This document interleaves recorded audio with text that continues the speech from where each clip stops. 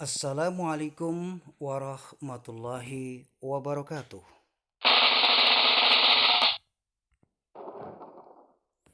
Saya Teguh Prasetya, mahasiswa PPG dalam jabatan Universitas Negeri Semarang Angkatan 1 tahun 2020 dengan nomor induk mahasiswa 130102064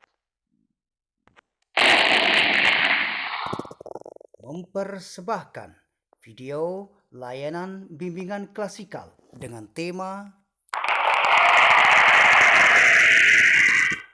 cara mengatasi kesulitan belajar pada masa pandemi. Pengertian kesulitan belajar. Kesulitan belajar yaitu hambatan-hambatan yang dialami seseorang dalam belajar. Faktor-faktor yang mempengaruhi seseorang mengalami kesulitan belajar yaitu faktor internal atau faktor yang berasal dari dalam. Pertama, gangguan kesehatan fisik seperti kurangnya fungsi penglihatan dan pendengaran dan penyakit yang diderita seseorang dan kurang maksimalnya fungsi otak seperti debil dan idiot. Dua, gangguan kesehatan mental seperti gila, stres, fobia, malas, dan kurang semangat. Tiga, keadaan ekonomi seperti tidak memiliki uang untuk membeli alat tulis, tidak memiliki uang untuk membayar angkot, beli bensin, dan sebagainya. Kemudian faktor eksternal atau faktor yang berasal dari luar. Satu, kurangnya sarana dan prasarana yang memadai, seperti gedung atau tempat sekolah yang letaknya jauh dan harus ditempuh dengan melewati rintangan yang ekstrim. Gedung sekolah yang rusak, bocor dan kurang bersih, atau kurangnya bangku sekolah dan sarana pendukung lainnya. Dua, kurangnya sumber belajar seperti jumlah guru dan buku ajar yang kurang. Tiga, faktor keamanan yang kurang mendukung seperti terjadi perang, banyak begal, dan bencana alam. Apa kesulitan belajar di masa pandemi itu? Yaitu hambatan-hambatan yang dialami seseorang dalam belajar jarak jauh, daring dan luring pada masa pandemi.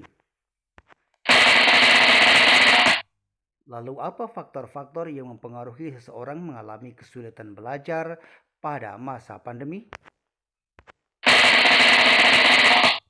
Karena pada masa pandemi proses belajar dilaksanakan secara jarak jauh, selain faktor-faktor kesulitan pada masa normal yang sudah disebutkan di atas, maka kesulitan lain yang dialami seseorang, khususnya pelajar, yaitu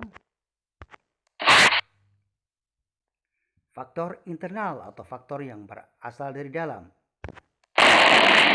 yaitu satu, keadaan ekonomi, seperti tidak memiliki smartphone, laptop, dan tidak mampu membeli kuota internet. Cara mengatasinya adalah dengan membeli hal-hal tersebut di atas daripada uang jajan atau uang kita gunakan untuk hal-hal yang kurang berguna, lebih baik kita gunakan untuk membeli peralatan belajar daring. Selain itu, oleh karena pandemi ini merupakan bencana nasional, maka sudah menjadi kewajiban pemerintah pusat untuk memfasilitasinya. Pemerintah harus menyediakan smartphone untuk para siswa dan guru di seluruh Indonesia. Pemerintah harus memberikan kuota belajar bagi para pelajar dan guru. Dua, kurangnya skill. Seperti tidak mampu memanfaatkan teknologi smartphone, tidak mampu menggunakan aplikasi pembelajaran seperti Zoom Meeting dan Google Meeting. Cara mengatasinya dengan mengadakan pelatihan pemanfaatan teknologi dan aplikasi atau platform untuk kegiatan pembelajaran. Yang ketiga, gangguan kesehatan mental seperti malas, kurang semangat, atau menyalahgunakan fungsi smartphone hanya untuk bermain-main saja. Cara mengatasi, meningkatkan efikasi diri dalam belajar, memberikan motivasi belajar. Kemudian faktor eksternal atau faktor yang berasal dari luar yaitu: satu, tidak ada jaringan internet yang memiliki sinyal kuat. Bisa karena tidak ada tower pemancar sinyal ataupun tower yang letaknya jauh. Cara mengatasi, tugas pemerintah harus mengadakan jaringan internet secara merata di seluruh Indonesia. Keadaan alam yang kurang mendukung seperti hujan deras, mati lampu atau tidak ada jaringan listrik dan sebagainya yang sangat mempengaruhi kekuatan sinyal internet. Cara mengatasi, menyediakan genset atau generator pembangkit listrik. Kemudian, kurangnya kemampuan guru dalam memanfaatkan teknologi dan aplikasi atau platform untuk pembelajaran. Cara mengatasi, sekali lagi, cara mengatasi, sekolah harus mengadakan pelatihan untuk guru.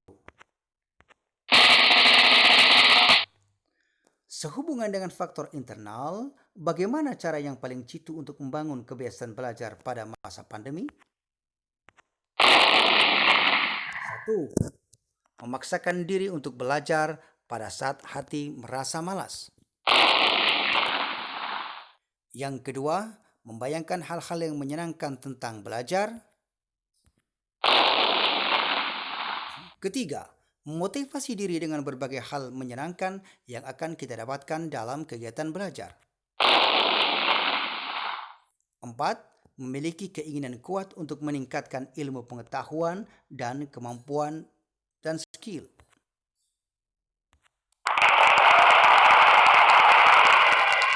5. Memiliki efikasi diri dalam belajar yang tinggi. 6. Minta dukungan orang tua, guru, teman, lingkungan, dan pihak-pihak lainnya untuk membangun kebiasaan belajar dalam kehidupan sehari-hari. Lalu bagaimana cara agar bisa menerapkan kebiasaan belajar dalam kehidupan sehari-hari? Yang pertama, lengkapi semua sarana dan prasarana untuk melakukan pembelajaran jarak jauh seperti smartphone dan kuota internet. Yang kedua, miliki kemampuan untuk memanfaatkan teknologi dan berbagai aplikasi untuk pembelajaran dan menambah ilmu pengetahuan. Yang ketiga, miliki efikasi diri yang tinggi dalam belajar.